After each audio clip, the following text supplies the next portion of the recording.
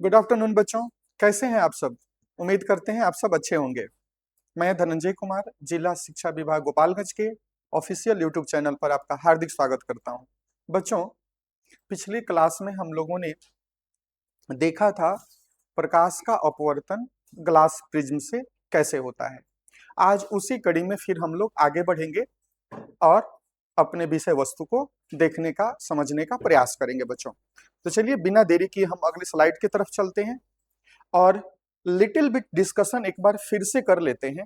लेकिन उससे पूर्व एक बहुत ही प्रभावशाली विचार है बच्चों कि मेहनत इतनी खामोशी से करो कि सफलता शोर मचा दे।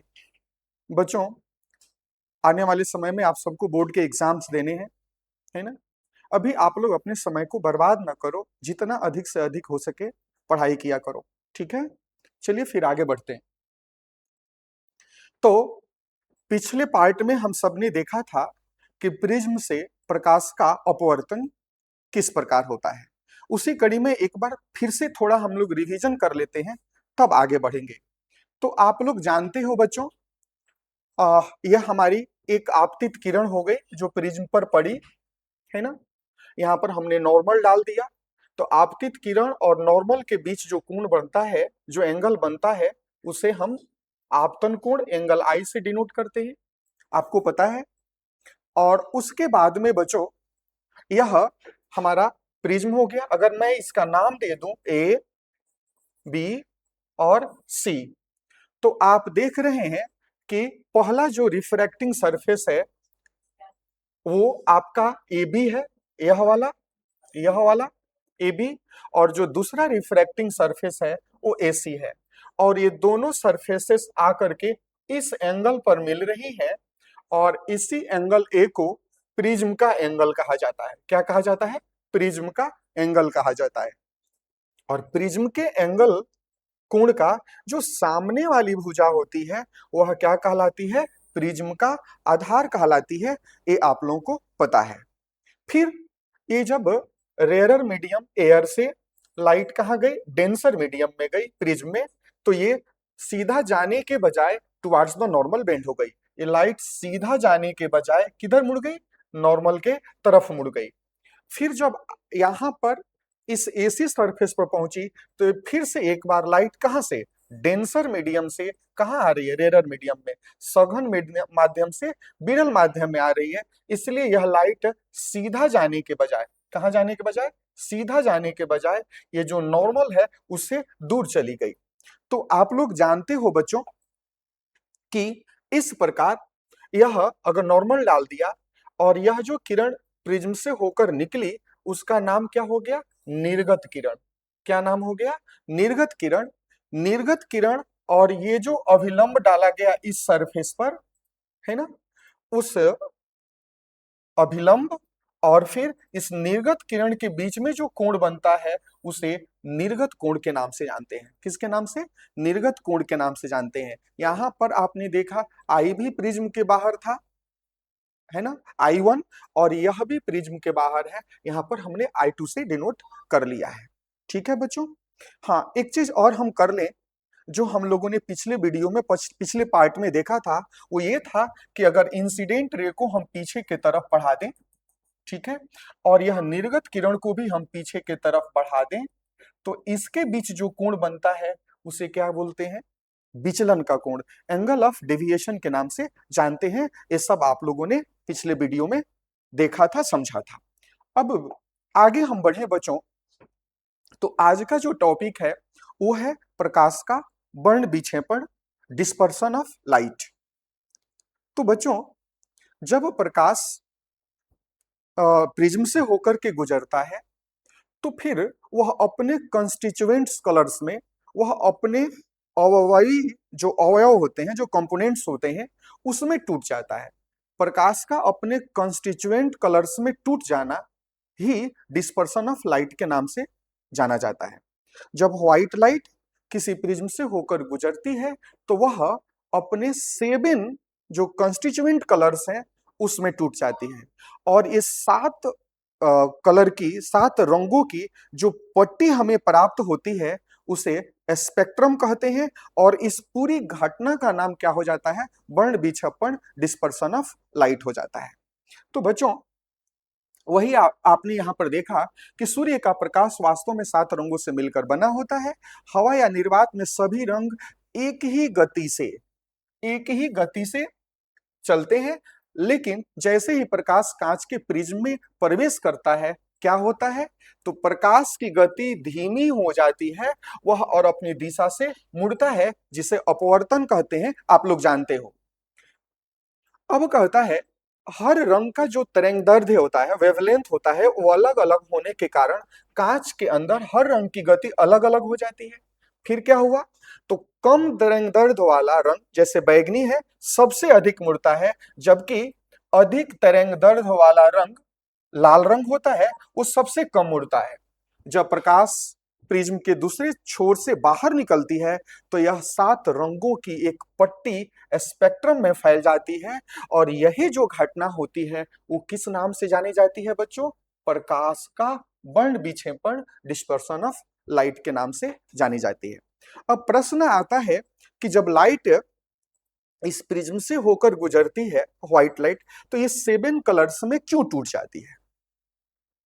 तो बच्चों, आप सबने इसके पहले वाले चैप्टर, लाइट चैप्टर में पढ़ा, देखा और समझा भी कि जो स्नेल का सेकेंड लॉ ऑफ रिफ्रैक्शन था, उसमें स्नेल ने क्या कहा था कि पार्टिकुलर पेयर ऑफ मीडियम, हालांकि मीडिया कहना ज्यादा बेहतर रहेगा, है ना, मीडियम का प्लुरल मीडिया।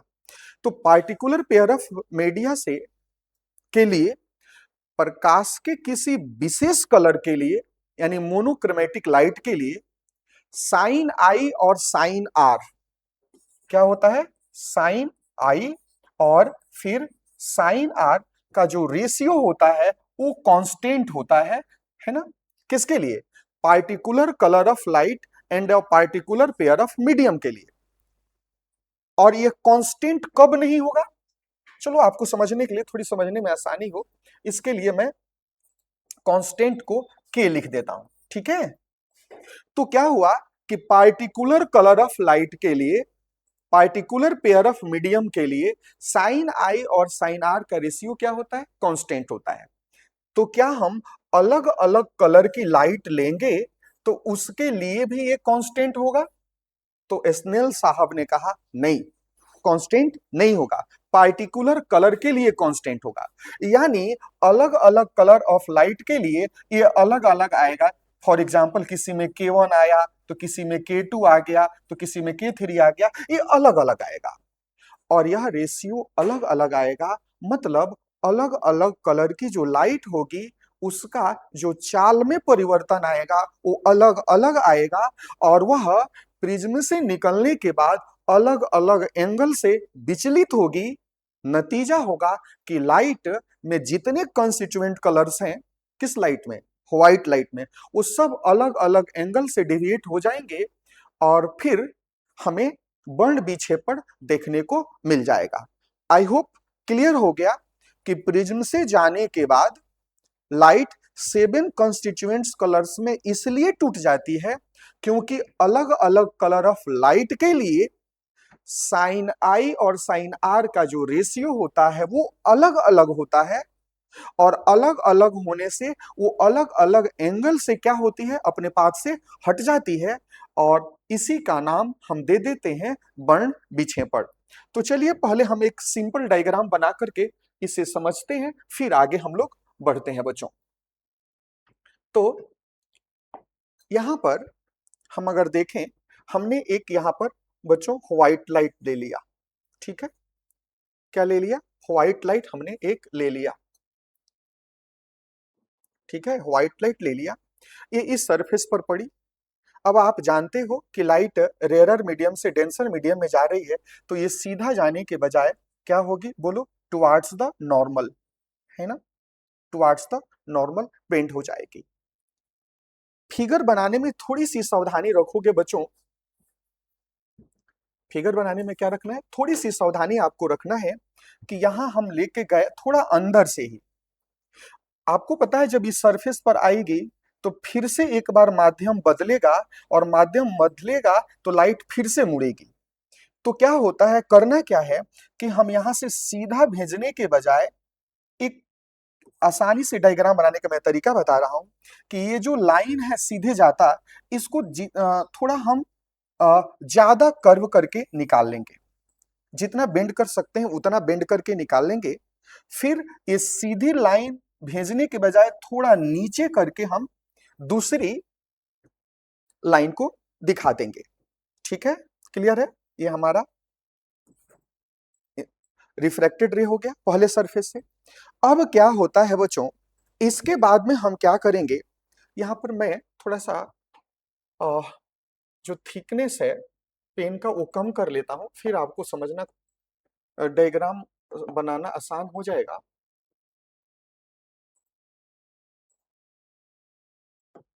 तो देखिए अब क्या हुआ, यहां पर दो कलर हो गया।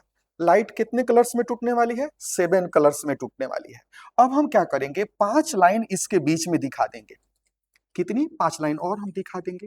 2 3 4 5, 1 2 3 4 5 6 ही हुआ। 2 3 4 5 6, एक और हम ले लेंगे। ये आपका हो गया 7। ठीक है बच्चों, अब मैं यहां पर एक बात बोलूं आप लोगों को, ये हमने 7 कलर्स दिखा दिए, और वो जो 7 कलर्स होते हैं ये एक ही है बच्चों, ये एक ही है। अब क्या हुआ, जो नीचे से ऊपर की तरफ जो सीक्वेंस होता है वो कुछ इस प्रकार होता है, भी, फिर हो गया आई, फिर हो गया बी, फिर हो गया जी, वाई, ओ, और ऊपर क्या हो गया, रेड। ये वी फॉर वायलेट है, इंडिगो है, ब्लू है, ग्रीन है, येलो है, ऑरेंज है और रेड है। यहां पर मैंने लिख रखा है बच्चों, है ना, violet, indigo, blue, green, yellow, orange और रेड। अब यहां पर हमने क्या देखा, तो सबसे पहले हमने डायग्राम।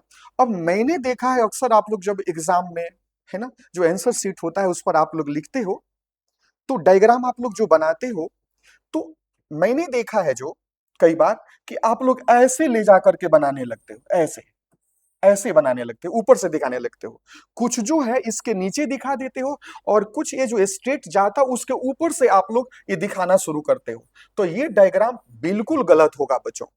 ये ध्यान रखना है कि पहले तो ये लाइट सीधा जाने के बजाय टुवर्ड्स द नॉर्मल बेंड हुई, और फिर यहां पर भी ये लाइट सीधा जाने के बजाय, है ना, away from the normal bend होगी। तो यह जो लाइन है सीधा लाइन, इससे नीचे आपको सारी रेज को दिखाना है, ये सारी किरणों को इस सीधी लाइन से नीचे दिखाना है। और यह पॉसिबल तब भी होगा बच्चों जब आप थोड़ा अंदर से ही लाइट को डिस्पर्स कर दो। ठीक है, बाहर ले जाके डिस्पर्स नहीं करना है, इवन आप मिडिल से भी डिस्पर्स करके दिखा सकते हो। क्लियर है? मैंने कहा कि इस लाइट को जो स्प्लिट करना है 7 कलर्स में, वो इस सरफेस से बाहर ले जाकर के नहीं दिखाना है, अंदर में स्प्लिट कर लेना है। ठीक है, तो थोड़ा अंदर ले लो, या आपको अगर दिक्कत हो रही है तो यहां बीच से भी ले सकते हो। मैं एक बार और दिखा देता हूं आपको कि यहां पर आप क्या कर सकते हो, कि मैंने यहां से ये लाइट रे इंसिडेंट कराया। ठीक है, इंसिडेंट कराया, और फिर इसको हमने यहां से भेजा, और यहां से भेजने के बाद बच्चों हम थोड़ा और आगे बढ़ा लिए, और यहीं से हमने क्या किया, इधर कर दिया, और एक यहां पर नीचे कर लिया, फिर लाइन खींच लिया, और इसके बीच में ये दो तो हमने दिखा लिया। कितना दिखा लिया? दो तो दिखा लिया, और 5 बीच में और एडजस्ट कर लेंगे। तो ये अंदर से भी आप लोग स्प्लिट करके दिखा सकते हो। तो ये हो गई डायग्राम की बात, कंसेप्ट समझ में आ गया। अब एक बात यहां पर आती है बच्चों कि जिस लाइट का वेवलेंथ जितना ज्यादा होता है उसका अपने ओरिजिनल पाथ से डेविएशन कम होता है, और जिस लाइट का वेवलेंथ कम होता है उसका अपने पाथ से जो विचलन होता है वो ज्यादा होता है। तो मैं अपने बच्चों से पूछूं अगर क्वेश्चन कि बताइए, ये ऊपर कौन सी लाइट है? रेड। नीचे कौन सी लाइट है? वॉयलेट। तो सबसे कम डेविएशन किसका हुआ है, रेड का हुआ है कि इस वॉयलेट का हुआ है? आप सबका जवाब होगा रेड का। इसका मतलब क्या हुआ कि रेड लाइट का वेवलेंथ सबसे ज्यादा और वॉयलेट लाइट का वेवलेंथ क्या हो गया, सबसे कम हो गया। और हमारी जो आंखों में, आंखों के रेटिना में जो फोटो सेंसिटिव सेल्स हैं वो इसी रेंज में, फ्रॉम रेड टू वॉयलेट, है ना बच्चों, इसी रेंज में एस्टिमुलेट होते हैं। ठीक है, इसके बाहर भी लाइट होती है, ऐसी भी लाइट के कंपोनेंट होते हैं जिसका तरंगदैर्ध्य रेड रंग से ज्यादा होता है। ऐसे भी लाइट के प्रोपोर्शंस होते हैं, पार्ट होते हैं जिसमें, जिसका वेवलेंथ वॉयलेट लाइट से कम होता है। लेकिन इसके लिए हमारे आंखों में जो पाए जाने वाले फोटोसेंसिटिव सेल्स हैं वह इस लाइट से एस्टिमुलेट नहीं होते। ठीक है, और नहीं एस्टिमुलेट होते, इसलिए उस लाइट के प्रेजेंस में देखने की संवेदना पैदा नहीं होती। ठीक है, और वह लाइट जिसका वेवलेंथ रेड लाइट से ज्यादा होता है उसको हम लोग इंफ्रा रेड लाइट बोलते हैं। क्या बोलते हैं, इंफ्रा रेड लाइट। ठीक है, और जिस लाइट का वेवलेंथ रेड के ऊपर है तो इंफ्रा रेड हो गया, और वॉयलेट से नीचे है तो उसे अल्ट्रा वॉयलेट लाइट कहा जाता है। क्या कहा जाता है बच्चों, अल्ट्रा वॉयलेट लाइट। ठीक है, अल्ट्रा वॉयलेट लाइट। तो आपसे अगर दो प्रश्न पूछ लिया जाए यहां पर, दो नहीं तीन प्रश्न, कि बताइए उस लाइट को किस नाम से जानते हैं जिसका वेवलेंथ रेड से ज्यादा होता है, इंफ्रारेड लाइट। उस लाइट को किस नाम से जानते हैं जिसका वेवलेंथ, तरंगदैर्ध्य जो होता है वॉयलेट से कम होता है, तो उसको अल्ट्रा वॉयलेट लाइट। ठीक है, पराबैंगनी प्रकाश या पराबैंगनी किरण। अब क्या कहता है, क्या इंफ्रारेड लाइट और अल्ट्रा वायलेट लाइट को हमारी आंखें देख पाती हैं? तो कहता है नहीं, इस वेवलेंथ में हमारे जो आंख में पाए जाने वाले फोटोसेंसिटिव सेल्स होते हैं वो उद्दीपित नहीं होते, वो स्टिमुलेट नहीं होते, इस वजह से हम नहीं देख पाते हैं। तो ये बात भी हमारे बच्चों को समझ में आ गया। जो ये 7 कलर्स मिलते हैं उसका जो पैटर्न होता है वो VBG, और इस एक्रोनिम से आप याद कर सकते हो, V for violet, I for indigo, blue, green, yellow, orange और रेड। हिंदी में भी यहाँ पर बैंगनी, जामुनी, नीला, हरा, पीला, नारंगी और लाल, बच्चों ये कलर्स के नाम लिखे हुए हैं। इसको हिंदी में अगर हम लोग एक्रोनिम बनाएं तो इसके लिए होता है बैनी आह पिनाला। क्या होता है, बैनी आह पिनाला। इससे भी हम याद कर सकते हैं। ठीक है, बैगनी, नीला, आसमानी, हरा, पीला, नारंगी और लाल, बैनी आह पिनाला। आई होप ये सारी चीजें अब आप लोगों को क्लियर हो चुकी हैं। अब हमें आगे बढ़ना चाहिए। तो चलिए बच्चों आगे बढ़ते हैं। अब हम जो हम लोगों ने देखा डिस्पर्सन ऑफ लाइट को, उसको हम एक स्लाइड के माध्यम से देखते हैं। यहां पर एक व्हाइट लाइट का सोर्स रखा हुआ है। ये क्या है, ये सोर्स है व्हाइट लाइट का। ठीक है, और फिर व्हाइट लाइट का सोर्स हो गया, और फिर ये लाइट जा रहा है यहाँ व्हाइट लाइट। यहाँ पर हमने एक ऑब्स्टेकल क्रिएट किया जिसमें एक स्लिट बना दिया जिससे नैरो बीम ऑफ लाइट मिल जाए। तो यहाँ से इस स्लिट से हमें क्या मिला, नैरो बीम ऑफ लाइट मिल गया। और यह जो प्रिज्म है, ग्लास प्रिज्म, जब इस पर ये लाइट पड़ा तो लाइट सीधा जाने के बजाय यहाँ पर यह कितने कलर्स में टूट गया, 7 कलर्स में टूट गया, है ना। कितने कलर्स में, 7 कलर्स में टूट गया। और आप ऊपर सबसे पहले, सबसे ऊपर कौन सी दिख रहे हो, रेड, सबसे नीचे क्या दिख रहे हो, वॉयलेट। और यह 7 रंगों की जो ये पट्टी हमें मिली, 7 कलर्स का जो बैंड हमें मिला, इसे हम किस नाम से जानते हैं, स्पेक्ट्रम के नाम से जानते हैं। किसके नाम से, स्पेक्ट्रम के नाम से जानते हैं। और फिर इसी घटना को डिस्पर्सन ऑफ लाइट, प्रकाश का वर्ण विक्षेपण के नाम से हम लोग जानते हैं। तो उसके लिए आप लोगों ने एक डायग्राम यहाँ पर देख लिया। यानी वर्ण विक्षेपण को अगर परिभाषित करना हो तो बहुत आसान है, और वह यह है कि जब श्वेत प्रकाश किसी प्रिज्म जैसी चीजों से होकर गुजरता है तो वह अपने कॉन्स्टिट्यूएंट कलर्स में, वह अपने अवयवी प्रकाश में टूट जाता है और इस टूटने से 7 रंगों की जो एक पट्टी हमें प्राप्त होती है उस पट्टी को स्पेक्ट्रम कहते हैं। और यह जो पूरी घटना होती है वह वर्ण विक्षेपण, डिस्पर्सन ऑफ लाइट के नाम से जानी जाती है। तो यह आप लोगों ने देख लिया, उसी चीज को 3D में आप लोगों को यहाँ पर समझाने का प्रयास किया गया है। अब हम आगे बढ़े बच्चों, फिर वही बात है, यहाँ पर आपने देखा कि आपतित श्वेत प्रकाश था, जब यह प्रिज्म के अंदर एंट्री किया तो एंट्री करने के बाद यह कितने कलर्स में टूट गया? 7 कलर्स में टूट गया। और यह जो हमें स्क्रीन पर 7 कलर्स प्राप्त होता है इसे हम किस नाम से जानते हैं बच्चों? स्पेक्ट्रम के नाम से जानते हैं। अभी मैंने आप लोगों को बताया था। और यही जो पूरी घटना होती है वो किस नाम से जानी जाती है? डिस्पर्सन ऑफ लाइट के नाम से जानी जाती है ना, वर्ण विक्षेपण के नाम से जानी जाती है। ठीक है बच्चों, आगे बढ़े। आई होप इसमें कोई आप लोगों को डाउट नहीं है, ये सारी बातें क्लियर है। चलिए आगे बढ़े बच्चों, तो हम देखेंगे यहां पर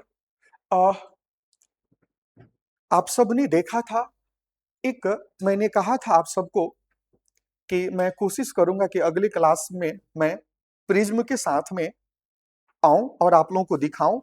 तो यहाँ पर बच्चों मैं प्रिज्म तो नहीं ला सका, लेकिन एक 3D डायग्राम इमेज हमें मिल गया जो आपके सामने है। तो देखिए, तो इस प्रिज्म में कितनी सरफेसेस हैं। एक आप देख रहे हो ये ऐसे ऐसे रखी हुई है ऐसे, तो यहाँ एक नीचे वाला सरफेस हो गया एक, ठीक है।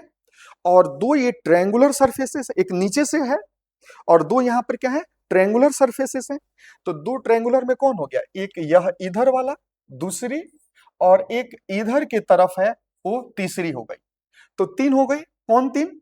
2 जो इंक्लाइंड है वो, और एक नीचे है ऐसे। तो ये 3 सरफेस हो गई। और फिर ये दोनों तरफ से एक इधर वाली जो पैक किए हुए हैं और एक उस तरफ से पैक किए हुए हैं, तो ये 4 हो जाएगा और उधर में जो है वो 5 हो जाएगा।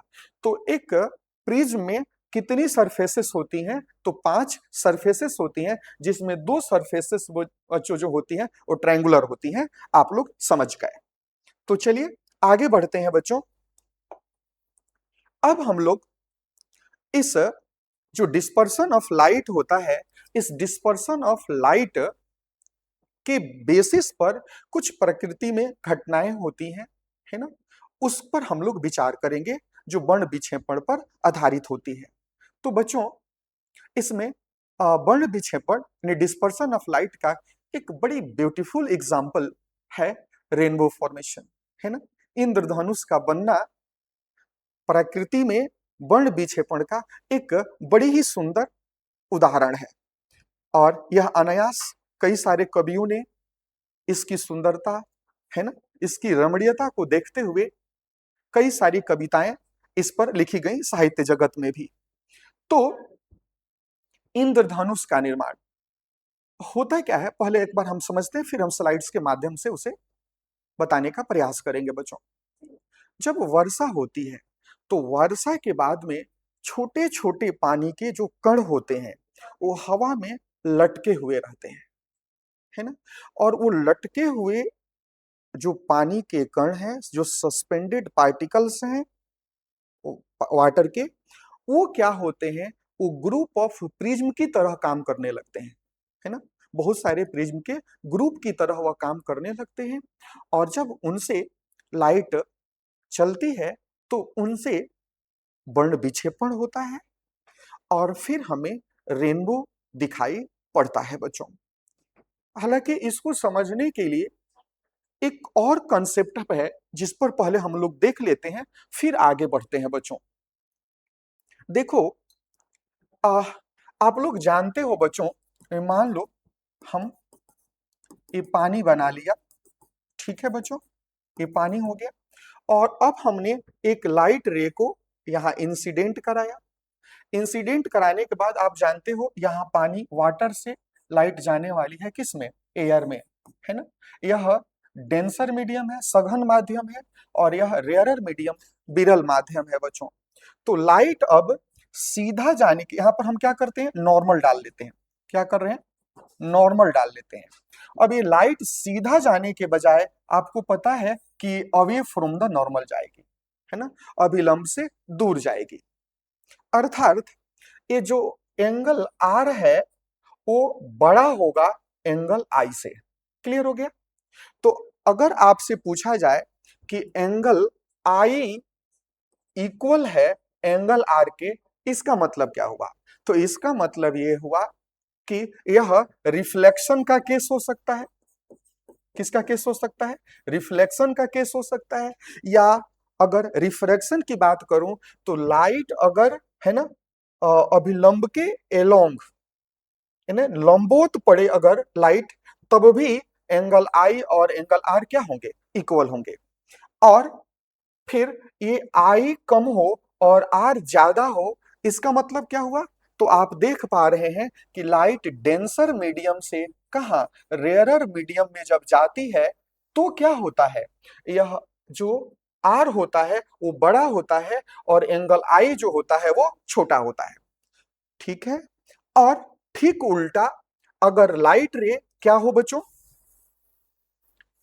ठीक उल्टा अगर आई, लाइट जो है रेयरर मीडियम से किस मीडियम में, डेंसर मीडियम में आए तो क्या होगा, तो आपको पता है ठीक उल्टा कंडीशन, क्योंकि जब रेयरर से डेंसर में आती है तो नॉर्मल के तरफ मुड़ जाएगी, और नॉर्मल के तरफ जब मुड़ जाएगी, मैं बना ही देता हूं, ये यहां पर ये सीधा जाने के बजाय क्या हो गई, नॉर्मल की तरफ मुड़ गई, ये हमारा नॉर्मल था। तो यह एंगल क्या हो गया, छोटा हो गया।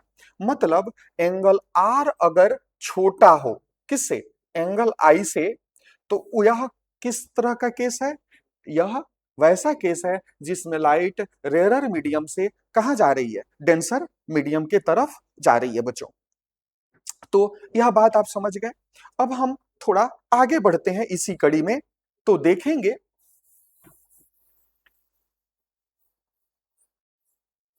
बच्चों, जो मैं अभी आपके सामने कंटेंट रख रहा हूं ना, वो इसलिए आपको समझना जरूरी है कि एक्चुअल में जो रेनबो फॉर्मेशन होता है उसके अंदर कौन सा मैकेनिज्म इन्वॉल्व होता है, कैसे बन जाता है, उसे प्रॉपरली समझने के लिए यह कंटेंट आपको समझना जरूरी है। हालांकि यह आपके बुक में डिस्कस नहीं है बच्चों। तो फिर से हम काम करते हैं, यहां पर फिर हम पानी बना लिया। ठीक है,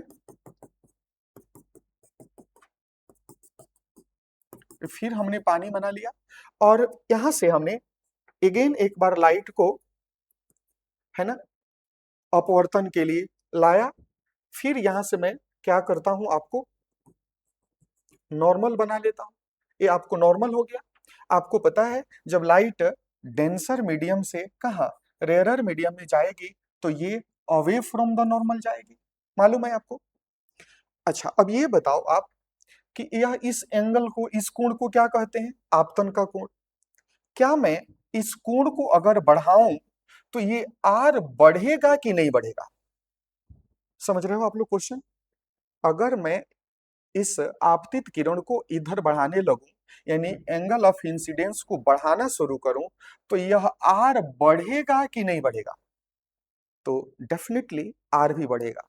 क्यों बढ़ेगा, वो इसलिए बढ़ेगा क्योंकि हम जानते हैं कि साइन आई, मैं नहीं कह रहा हूं, स्नेल ने कहा था, साइन आई और जो साइन आर होता है, इसका जो रेशियो होता है वो क्या होता है, कांस्टेंट होता है। तो जब यह हम बढ़ाएंगे तो यह बढ़ेगा, तभी ना यह वैल्यू कांस्टेंट रहेगा बच्चों। इसलिए आई बढ़ाएंगे तो आर बढ़ेगा। ठीक है, एक बात हो गई। अब बताओ आप लोग, कि जब हम इसको बढ़ाते जाएं तो ये भी बढ़ता जाएगा। एक स्थिति ऐसी आएगी जब, एक स्थिति बच्चों इसमें ऐसी आएगी जब क्या होगा कि यह एंगल ऑफ इंसिडेंस को बढ़ाकर मैं यहां लाया, तो उस समय यह जो बढ़ते हुए ये 90, इस नॉर्मल से 90 डिग्री पर यह चली गई। तो ऐसे केस में इस कोण का नाम स्पेशल हो जाता है और उसे क्रिटिकल एंगल के नाम से जाना जाता है। किसके नाम से, क्रिटिकल एंगल के नाम से जाना जाता है। मैं एक बार फिर से रिपीट करना चाहूंगा बच्चों, मैंने कहा कि आपतन कोण का वह मान जिस पर अपवर्तन जो कोण होता है कितना डिग्री हो जाए, 90 डिग्री हो जाए, तो उस आपतन कोण को किसके नाम से जानते हैं, क्रिटिकल एंगल के नाम से जानते हैं, और उसे हम आईसी से डिनोट करते हैं। किससे, आईसी। क्लियर है?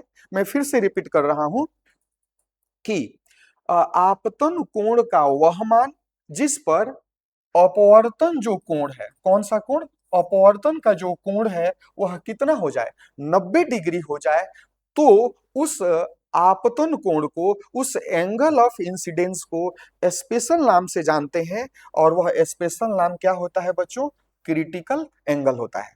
आई होप यह क्लियर हो गया। इसके बाद मैं आप लोगों को बताऊं बच्चों, और आप लोगों से पूछूं मैं कि अब इस क्रिटिकल एंगल से भी हम ज्यादा अगर बढ़ा दें तो क्या होगा। इस क्रिटिकल एंगल से भी अगर मैं ज्यादा इस एंगल ऑफ इंसिडेंस को बढ़ा दूं तो क्या होगा। एज्यूम बच्चों, अब हमने यहां कर दिया, एंगल ऑफ इंसिडेंस को और बढ़ा दिया, तो एज पर रूल जैसे हम आई बढ़ाते हैं वैसे हमारा आर भी क्या होता है, बढ़ता है। तो यहां पर क्या होगा, अब यह आर को और बढ़ाएंगे, और जब आर को और बढ़ाएंगे तो उस सिचुएशन में क्या होगा, यह लाइट उसी माध्यम में लौट आएगी, और जब उसी माध्यम में लौट आएगी तो इसे कहते हैं बच्चों इंटरनल रिफ्लेक्शन, आंतरिक परावर्तन। क्या बोलते हैं, आंतरिक परावर्तन, इंटरनल, है ना, रिफ्लेक्शन। रिफ्लेक्शन, ध्यान रखना बच्चों, ये अपवर्तन वाला केस था, लेकिन अब यहां पर क्या होने लगा, यहां पर परावर्तन होने लगा। ध्यान देना, है ना, परावर्तन होने लगा। और फिर इस परावर्तन और समतल दर्पण से जो परावर्तन होता है कुछ तो अंतर होता है ना। ये किस केस में हो रहा है, यह अपवर्तन वाला केस था, लेकिन हमने एंगल ऑफ इंसिडेंस को बढ़ा दिया, किससे, क्रिटिकल एंगल से ज्यादा कर दिया, तो उस केस में अपवर्तन के जगह पर, किसके जगह पर, अपवर्तन के जगह पर क्या होने लगा, परावर्तन होने लगा। तो इस परावर्तन को आंतरिक परावर्तन, आंतरिक परावर्तन, और इंग्लिश में इसको क्या बोलते हैं, internal reflection of light. Clear है? तो कोई पूछे आप सबसे कि आंतरिक परावर्तन क्या है, तो अब क्या बोलोगे, जब प्रकाश की किरण, है ना, सघन माध्यम से विरल माध्यम में जाती है, और जो आपतन का कोण होता है, इस दोनों माध्यमों के जो क्रिटिकल एंगल होता है उससे ज्यादा कोण से अगर आपतित होता है, तो उस केस में प्रकाश जो है अपवर्तन दिखाने के बजाय परावर्तन दिखाने लगती है, तब उसे हम किस नाम से जानते हैं, आंतरिक परावर्तन, इंटरनल रिफ्लेक्शन के नाम से जानते हैं। मैं फिर से एक बार रिपीट कर रहा हूं, क्या कहा मैंने, कि जब आपतित प्रकाश जो है, वह जो एंगल ऑफ इंसिडेंस, आपतन जो कोण बनाती है, वह इन दोनों माध्यमों के लिए जो दिया गया क्रिटिकल एंगल होता है उससे ज्यादा एंगल से आपतित होती है, तो अपवर्तन के जगह पर, किसके जगह पर, अपवर्तन के जगह पर क्या होने लगेगा, परावर्तन होने लगेगा। क्यों होने लगेगा, आप लोग जान चुके हो। ऐसा होने लगता है, क्या ऐसा होने लगता है, परावर्तन होने लगता है, तो उसे हम इंटरनल रिफ्लेक्शन, है ना, आंतरिक परावर्तन के नाम से जानेंगे। तो अब अगर आपसे पूछा जाए बच्चों कि आंतरिक परावर्तन के लिए दो इसेंशियल कंडीशंस, दो आवश्यक शर्तें बताइए, तो पहला शर्त तो ये हो गया कि लाइट कहां से कहां, सघन माध्यम से विरल माध्यम, डेंसर मीडियम से रेयरर मीडियम में जाना चाहिए। और दूसरा क्या हो गया कि जो एंगल ऑफ इंसिडेंस है उसका वैल्यू किससे ज्यादा होना चाहिए, बताइए आप लोग, किससे ज्यादा होना चाहिए, तो क्रिटिकल एंगल से ज्यादा होना चाहिए। तो इस दो कंडीशन में आंतरिक परावर्तन देखने को मिलता है। बच्चों एक और यहां पर बेसिक डिफरेंस है, कि परावर्तन में माना जाता है कि जितनी लाइट पड़ती है ना, उतनी लाइट बाउंस बैक नहीं होती। कुछ लाइट एब्जॉर्ब हो जाती है, कुछ लाइट रिफ्रैक्ट हो जाती है। जबकि इस केस में माना जाता है कि 100% एनर्जी बाउंस बैक कर जाती है। इसलिए कई बार इसे टोटल इंटरनल रिफ्लेक्शन के नाम से भी हम लोग जानते हैं बच्चों। ठीक है, तो यह बात हो गई। यह बात आप समझ गए, क्रिटिकल एंगल क्या है और इंटरनल रिफ्लेक्शन क्या है। अब आप लोग उस कंडीशन में पहुंच चुके हो जिसे आप लोग समझ सकते हो कि आंतरिक परावर्तन, वो रेनबो फॉर्मेशन क्या है। तो आज के लिए यही हमारा लास्ट टॉपिक होगा बच्चों। अगले क्लास में फिर हम आगे डिस्कस करेंगे। तो कहा मैंने कि इंद्रधनुष का जो निर्माण होता है वह किस वजह से होता है। तो इंद्रधनुष का निर्माण जो होता है वह रिफ्रैक्शन ऑफ लाइट के कारण होता है, वो डिस्पर्सन ऑफ लाइट के कारण होता है बच्चों। किसके कारण? डिस्पर्सन ऑफ लाइट के कारण होता है। और वह हमारे नेचर में डिस्पर्सन ऑफ लाइट का एक बेहतरीन एग्जाम्पल होता है। कैसे होता है? तो इंद्रधनुष वर्षा के पश्चात आकाश में जल की सूक्ष्म बूंदों द्वारा सूर्य के प्रकाश के वर्ण विक्षेपण, मैं पहले ही बता चुका हूं, डिस्पर्सन, फिर रिफ्रैक्शन अपवर्तन और आंतरिक परावर्तन इंटरनल रिफ्लेक्शन के कारण बनने वाला एक प्राकृतिक स्पेक्ट्रम है। क्या है? प्राकृतिक स्पेक्ट्रम है। यानी जो रेनबो बनता है बच्चों, उसमें कौन कौन सी क्रियाएं होती है। तो मैं अभी आप लोगों को डायग्राम बना करके भी बच्चों, आपको डायग्राम बना करके भी इसे दिखाऊंगा। पहले हम डायग्राम बना के समझा लेते हैं, फिर आते हैं। ये एक आपको टाइनी वाटर ड्रॉपलेट्स हो गया, है ना। अब क्या हुआ कि ये सनलाइट इस पर पड़ा। ठीक है बच्चों, सनलाइट पड़ा, पड़ने के बाद में यहां से लाइट का रिफ्रैक्शन और डिस्पर्सन दोनों होता है। तो यहां सीधा जाने के बजाय हम क्या करेंगे, लाइट को यहां पर डिस्पर्स भी करेंगे। ठीक है, और यहाँ ऊपर रेड लाइट है और नीचे क्या है बच्चों, वॉयलेट लाइट है, और बीच में सारे कलर्स हैं। ठीक है, उसके बाद क्या हुआ, यहां पर आने के बाद चलो इधर फ्रंट सरफेस को हम एक्स मान लेते हैं और जो बिहाइंड में सरफेस है, जो पीछे है, उसे वाई मान लेते हैं बच्चों। तो आपको समझाना आसान रहेगा। फिर क्या हुआ, इस जब सरफेस वाई सरफेस पर जब लाइट पड़ती है, वो कैसी लाइट है, तो अपवर्तित हो चुकी है और उसका वर्ण विक्षेपण भी हो चुका है। यानी रिफ्रैक्शन भी हुआ है और डिस्पर्सन भी हुआ है। जब ये इस सरफेस पर स्ट्राइक करती है तो यहां से बच्चों ध्यान रखना, इसका इंटरनल रिफ्लेक्शन होता है। क्या होता है? इंटरनल रिफ्लेक्शन, है ना, आंतरिक परावर्तन होता है। और फिर ये लाइट बच्चों इधर आती है। ठीक है, इधर आई और यहां से आने के बाद बच्चों फिर ये एक बार फिर से रिफ्रैक्शन होता है और फिर हमको, ये कौन सी लाइट थी ऊपर वाली, रेड, तो ये हमारी रेड है। और ये कौन सी थी, ये वॉयलेट लाइट। तो इस प्रकार ये वॉयलेट लाइट है और ये क्या है, रेड लाइट है। और बीच में यहाँ क्या हो गया, वॉयलेट, यहाँ पर क्या हो गया, रेड। बाकी क्रम आपको पता है, भी, ब, गी, और। ठीक है बच्चों, तो ये क्या हुआ, 7 कलर्स। और यहीं से जब हम अपनी आंखों से देखते हैं बच्चों, तो हमें यह आपको रेनबो दिखाई देता है। तो रेनबो में कौन कौन सी घटनाएं हो रही है, पहले सबसे पहले क्या हो रहा है बोलो, तो प्रकाश का अपवर्तन प्लस डिस्पर्सन, मतलब रिफ्रैक्शन भी हो रहा है और क्या हो रहा है, डिस्पर्सन भी हो रहा है। किस सरफेस पर, पहले सरफेस पर बच्चों, एक्स सरफेस पर। और जब फिर दूसरे सरफेस पर जो यह डिस्पर्स्ड लाइट है, जब दूसरे सरफेस पर स्ट्राइक करती है, तो वहां पर क्या होता है बच्चों, वाई सरफेस पर क्या हो रहा है बताइए, तो यहां पर आंतरिक आंतरिक परावर्तन हो रहा है। क्या हो रहा है, आंतरिक परावर्तन हो रहा है। ठीक है बच्चों, आंतरिक परावर्तन हो रहा है। और फिर यहां से आंतरिक परावर्तन के बाद फिर से जब पहले सरफेस यानी एक्स पर आती है, तो फिर से एक बार क्या होता है बच्चों, अपवर्तन होता है। क्या होता है, अपवर्तन होता है। यानी इस प्रकार हमें रेनबो मिल जाता है बच्चों। तो चलो इसे हम 3D डायग्राम के माध्यम से समझ लेते हैं, फिर आगे हम लोग बढ़ेंगे बच्चों। तो यहां पर वही चीज आप लोगों ने देखा कि क्या क्या होता है। तो पहला चरण में अपवर्तन भी होता है और वर्ण विक्षेपण भी होता है। दूसरे चरण में क्या होता है, आंतरिक परावर्तन होता है।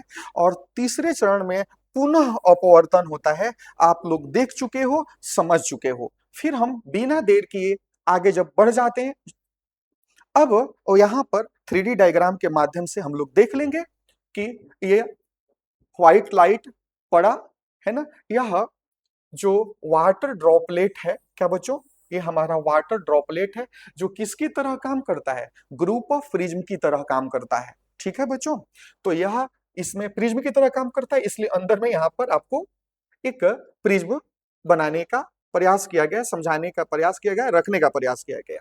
तो फिर जब यहाँ पहले सरफेस पर, जिसको हमने पहले एक्स मान करके समझाया था, पढ़ा, तो यहाँ से डिस्पर्सन भी होता है और रिफ्रैक्शन भी होता है।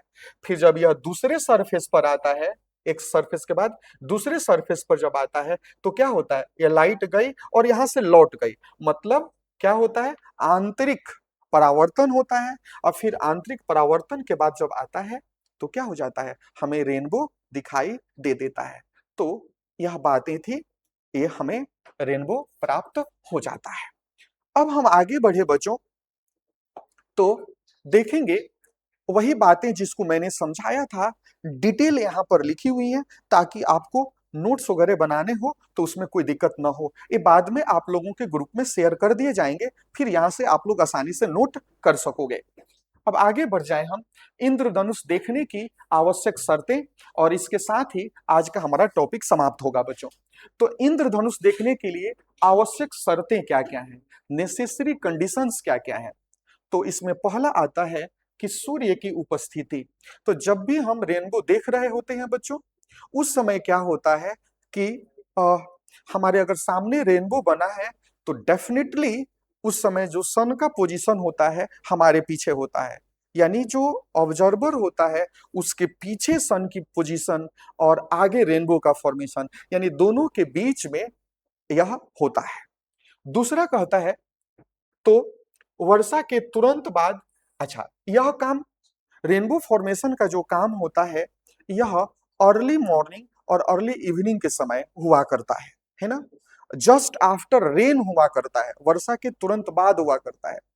कहोगे कि सर मिड डे में क्यों नहीं होता, दोपहर में क्यों नहीं होता, तो इसके पीछे जवाब आपने देखा है कि आंतरिक परावर्तन के लिए, किसके लिए, आंतरिक परावर्तन के लिए जो है एक स्पेसिफिक एंगल की जरूरत होती है, और वह एंगल क्रिटिकल एंगल से ज्यादा होता है तब बनता है।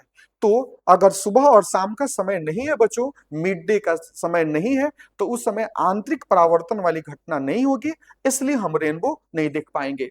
तो यहां पर क्या निकला कि एक तो समझ गए कि वर्षा के तुरंत बाद होना चाहिए, और फिर ए ऑब्जर्वर के पीठ के पीछे, है ना, सन का पोजीशन होना चाहिए, और फिर वर्षा की बूंदे कहाँ होनी चाहिए, सामने होनी चाहिए।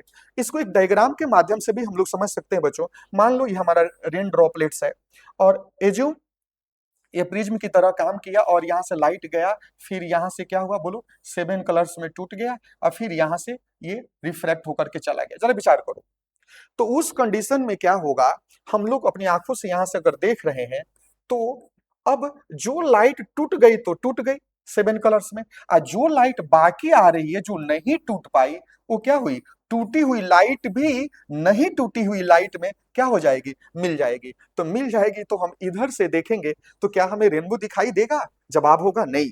तो इसलिए हम क्या करते हैं, जब रेनबो का फॉर्मेशन होता है तो उस कंडीशन में हम लोग यहां होते हैं, और जो लाइट नहीं टूटेगी वो तो चली गई, लेकिन जो टूट करके इधर आएगी वो हमें दिखाई पड़ेगी। इसलिए ऑब्जर्वर से पीछे कहां हो गया, ये सन का पोजीशन हो गया बच्चों। किसका पोजीशन, सन के पोजीशन। आगे क्या हो गया, रेनबो, और बीच में क्या हो गया, हम ऑब्जर्वर हो गए।